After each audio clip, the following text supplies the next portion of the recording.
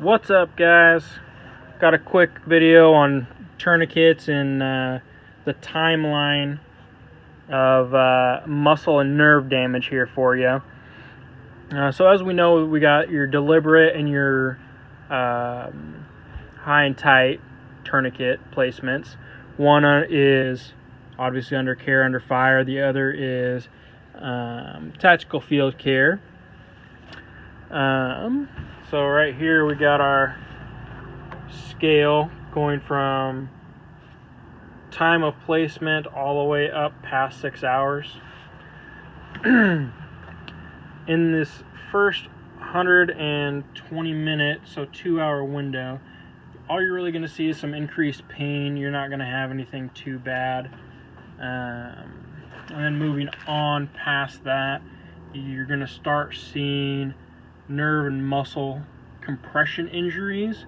So think of it as you're making some macaroni and cheese and you grab the little elbow macaronis and you squish it. That's going to be the same type of pressuring that's going to be going on in your leg or your arm.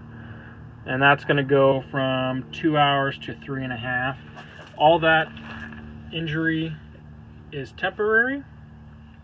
Moving on to your 3.5 to 5 hour window, you're going to have a widespread muscle and nerve damage. Again, this is only temporary. And then at 5 hours and more, you're going to have severe effects upon removal, such as cardiac. So you could potentially have somebody have a heart attack. You're going to potentially have some renal issues, like renal failure type things.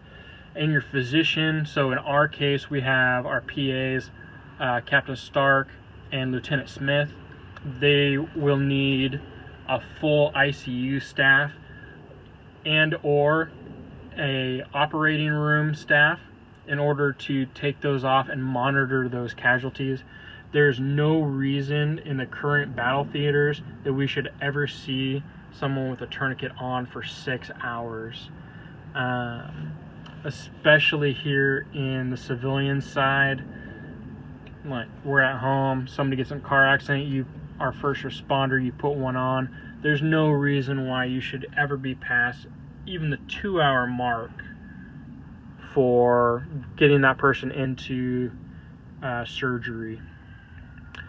A lot of the things what we want to do is convert our tourniquets so that way we don't have to worry about these issues. Conversion is the number one thing that we can do for people to reduce these temporary symptoms and potentially are in that 6 hour range of our really bad oh shit moments where we're going to have a lot more technology and a lot more staff in order to help save that person's life. So when we talk about converting tourniquets, that is taking our combat gauze and stuffing the wound. If we have X-Stat, which that finally got FDA approval. If you don't know what that is, think of a syringe filled with little tiny sponges that will expand once they get any type of moisture on them, so in this case blood. They also have a strip that you can see on x-rays. That way they make sure to get all of those little sponges out. It was developed here in Oregon. I think it was in Tigard, if I remember correctly. The guy that invented it was Special Forces, 18 Delta. I listened to an interview with him and Lars Larson a few years back. The guy was super smart.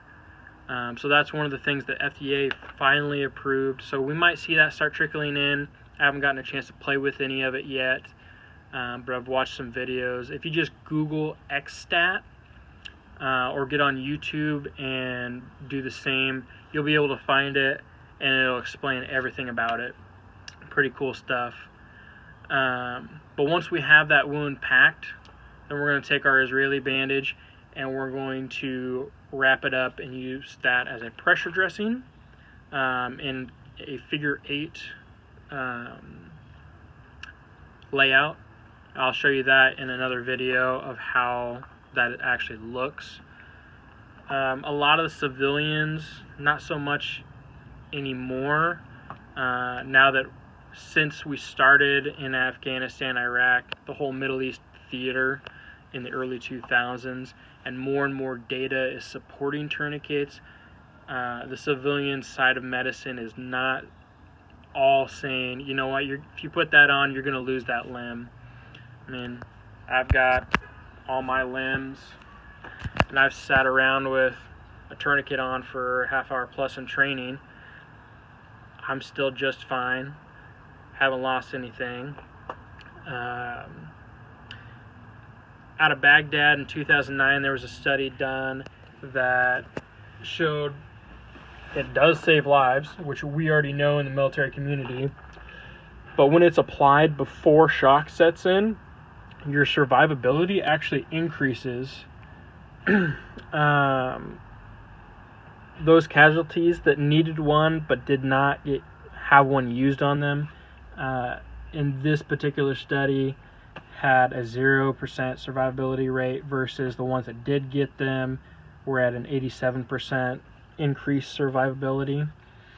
In 2008, they showed that 1,000 to 2,000 people were saved by using a tourniquet.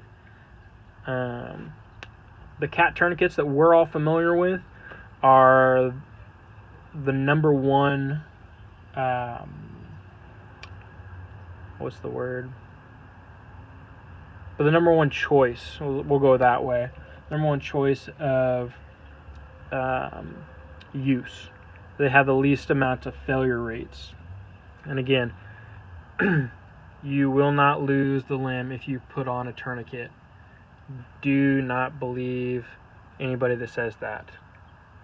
You can have some bad stuff go on, but you will not lose it. This over-under use, that goes to sometimes we've seen people who have needed a tourniquet but not gotten one, kind of like in that Baghdad study. And then people that have gotten one that haven't needed one. And that's really the key of why we convert tourniquets.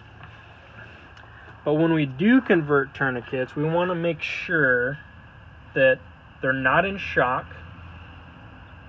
If we can't monitor our casualty for more bleeding, do not convert it. And then obviously if it's more than 6 hours, like we mentioned, and then METTC. If the situation allows it, go ahead and do it. In our short flight times for the medevac crews on the Blackhawks and whatnot, some of those birds get there in 30 minutes. You're not going to have time to convert a tourniquet. If you got a couple people working on it, sure, go ahead. But with such a short flight time, you don't really need to worry about it.